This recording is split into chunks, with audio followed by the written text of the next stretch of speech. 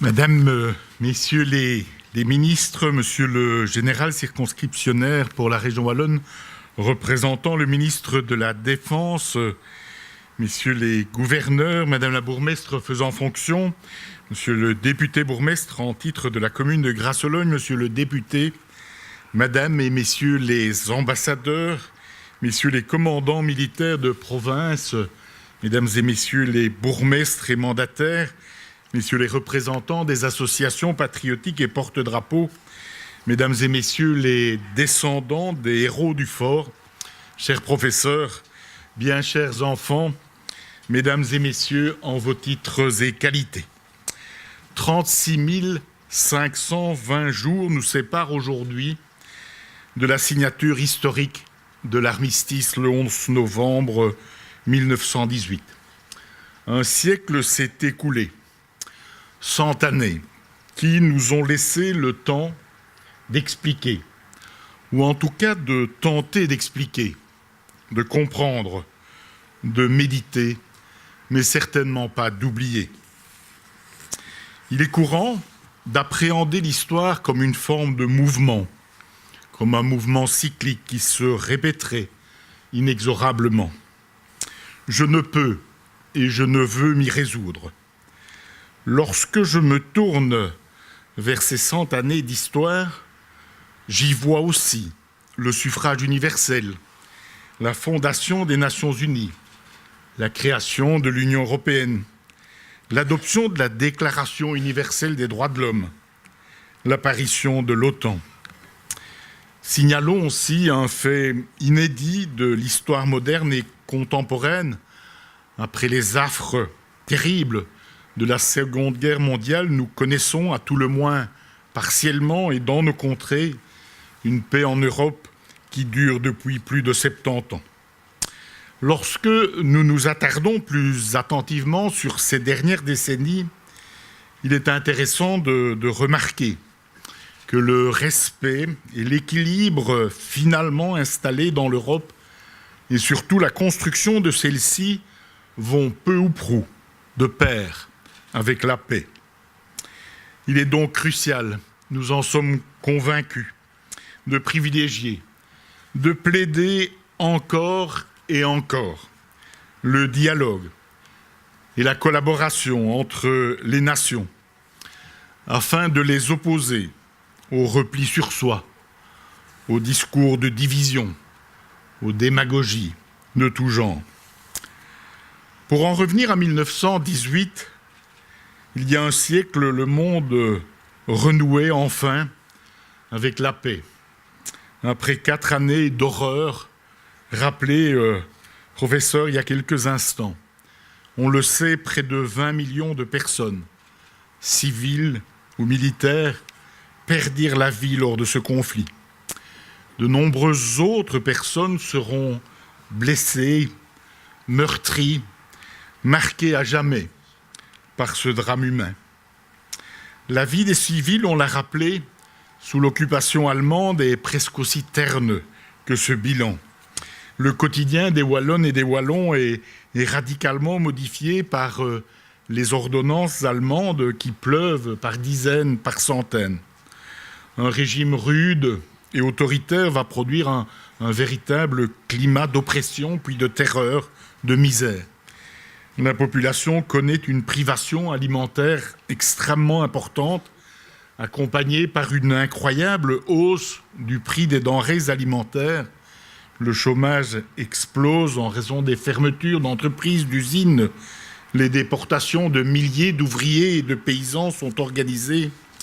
Une peur incessante, considérable et tenace s'insinue au sein de la population. Celle de voir sa maison, son quartier, son village détruit, ou pire, d'être emporté, d'être massacré, soit sa famille ou ses proches.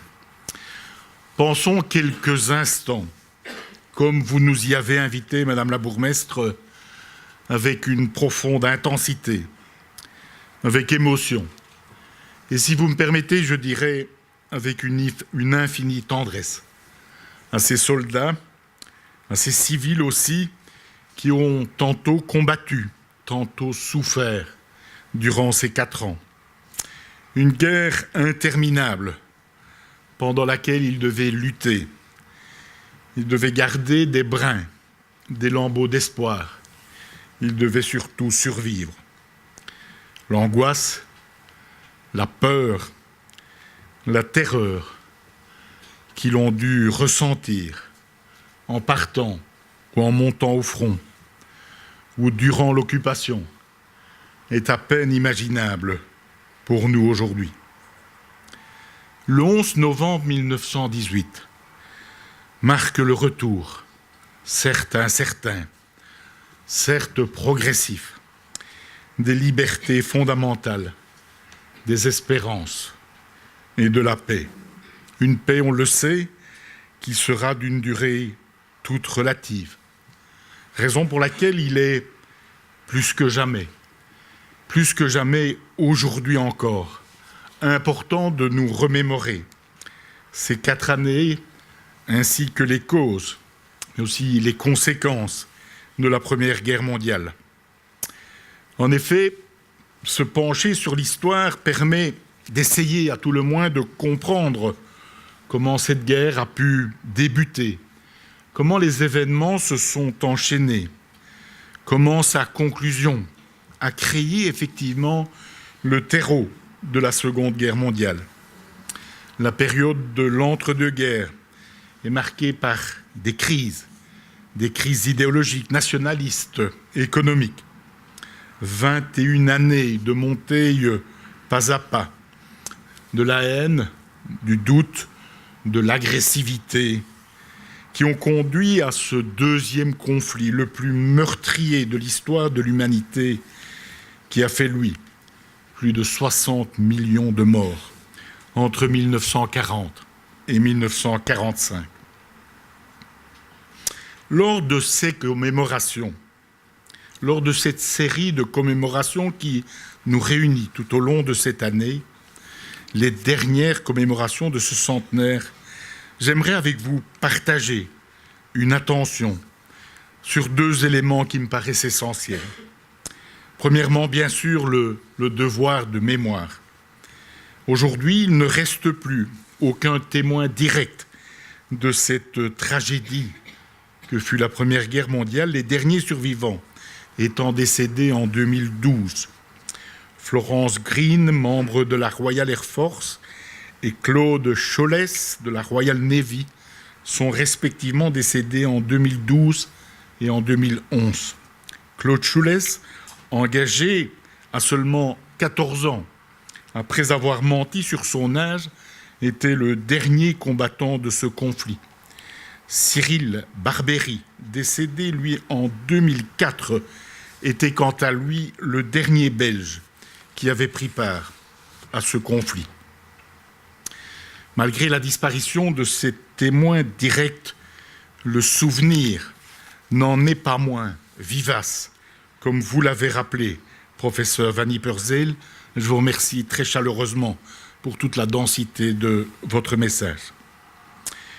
De plus, les 4 années de commémoration que nous venons ensemble de célébrer, de souligner, de connaître et de partager, nous ont permis de nous souvenir de la tragédie, de cette véritable tragédie qui s'est jouée un siècle plus tôt, ici aussi, sur nos terres, en Belgique, en Wallonie, au pays de Liège. Ce travail de mémoire est bien entendu réalisé depuis plus longtemps par une série de témoins, d'associations, de spécialistes, par les enseignants, mais ce centenaire nous a offert, me semble-t-il, l'occasion d'organiser une série d'événements qui contribuent à faciliter, à encourager, à soutenir ce regard sur l'histoire. La transmission de ce savoir reste un enjeu crucial pour nos concitoyens, pour nos générations, pour les générations futures. On le sait, c'est d'autant plus important que, avec le temps qui passe, de nombreux de nos concitoyens, nés au tournant de ce siècle, atteignent aujourd'hui l'âge de la majorité. Pour eux, comme pour tant d'autres, né ultérieurement, né avant, il n'a pas été possible d'entendre ces récits directs des faits vécus entre 1914 et 1918 de la bouche d'un survivant ou d'un témoin direct. Le second point sur lequel j'aimerais attirer votre attention vise notre attitude, finalement, notre attitude à tout un chacun. Il est crucial, il est essentiel de développer cette culture de l'ouverture, du respect vis-à-vis des autres, de la compréhension entre nations. Les divergences de conviction, les divergences d'opinion, les différences tout court doivent mener au débat, doivent mener à une plus grande ouverture d'esprit, doivent mener à jeter des ponts plutôt qu'à dresser des barrières, doivent nous éloigner de la haine. L'apparition de mouvements ou partis extrémistes dans un nombre croissant de pays européens et extra-européens est symptomatique, me semble-t-il, d'un profond questionnement, parfois d'un mal-être qui continue à vivre à travers nos sociétés, que l'on doit comprendre, mais que l'on doit surtout combattre. Tous les êtres humains naissent libres et égaux, en dignité et en droit. Ils sont doués de raison et de conscience et doivent agir les uns envers les autres dans un esprit de fraternité. Dans un esprit de fraternité. Le premier article de la Déclaration universelle des droits de l'homme, signé en 1948, nous le rappelle tous les jours. Replongeons-nous aujourd'hui, replongeons-nous plus régulièrement dans ce texte, dans ces passages tellement salvateurs et tellement d'actualité. De plus, la transmission de la mémoire, la culture, les efforts pour soutenir le vivre ensemble, l'éducation, le partage d'informations sont autant d'actions à mettre en avant, plus que jamais, face au doute, face à la haine, face à l'intolérance. L'optimisme et les libertés fondamentales retrouvées en ce soir, ou en ce matin du 11 novembre 1918, perdureront pas à pas, quelquefois malmenés, avec les périodes que j'ai rappelées, grâce à cet effort que nous devons mener quotidiennement, que ce soit à travers les institutions dont la responsabilité nous a été confiée, que ce soit à travers les collectivités que nous animons, que ce soit à travers notre action au quotidien. J'apprécie cette citation de l'artiste Francis Picabia, qui disait ceci: « L'optimisme et l'optimiste, c'est considérer qu'une nuit est entourée de 2 jours. Le pessimiste, lui, pense qu'un jour est entouré de 2 nuits. Aujourd'hui, en ce lieu, permettez-moi, avec vous, de faire le choix de l'avenir et le choix de l'optimisme. » Chers amis, l'Europe a connu un siècle jalonné d'horreur, un siècle jalonné de difficultés, à l'instar du monde d'ailleurs. Mais l'Europe s'en est sortie. Regardons l'histoire du XXe siècle non pas uniquement comme un souvenir à transmettre, mais aussi comme une formidable source d'inspiration. Cette commémoration en fait partie. Elle offre l'occasion de se nourrir. Elle nous offre l'occasion de nous nourrir en ce lieu, spécialement, de la bravoure manifestée par nos prédécesseurs, par nos concitoyens lors de la Grande Guerre. Et cette bravoure, cet engagement extraordinaire, il a mené au retour de ces libertés fondamentales, au retour de la paix. Avant de céder la parole à Fiona, jeune élève, étudiante, qui va lire un texte issus de la Grande Guerre, je voudrais vraiment personnellement vous remercier toutes et tous, Madame l'ambassadeur, Messieurs les ambassadeurs, chers collègues ministres, Mesdames et Messieurs les descendants, toutes et tous en vos qualités d'être là, d'avoir choisi de partager ce moment. Je salue bien entendu les représentants de toutes les nations que je vois souvent réunis, présents dans un grand nombre de cérémonies. Cette semaine encore à Mons, antérieurement à Namur, autour de nous. Vraiment dans cette volonté de fraternité, de concorde qui nous anime. Je voudrais vraiment remercier toutes les autorités civiles et militaires pour votre présence. Permettez-moi aussi un message tout particulier de gratitude pour les représentants des associations patriotiques et aussi un message empreint de fraternité à destination des descendants, des victimes présents avec nous pour commémorer, pour souligner de leur présence et de nos échanges ce moment particulier.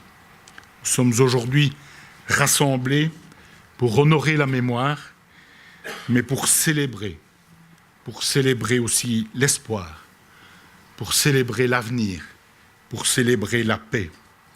Une paix que je veux, une paix que nous voulons, aussi universelle, aussi universaliste que possible, et dont nous voulons qu'elle soit enracinée dans nos convictions. Et permettez-moi, pour conclure mon propos, d'emprunter à Kofi Annan, un grand visage de ses convictions universalistes, une grande personnalité, d'emprunter ce message à Kofi Annan qui disait ceci, et je cite, « La seule voie qui offre quelque espoir d'un avenir meilleur pour toute l'humanité est celle de la coopération et du partenariat. » Fin de citation. Soyons, mesdames et messieurs, toutes et tous, ces acteurs, ces porteurs de dialogue, d'espoir et de perspective. Je vous remercie pour votre attention.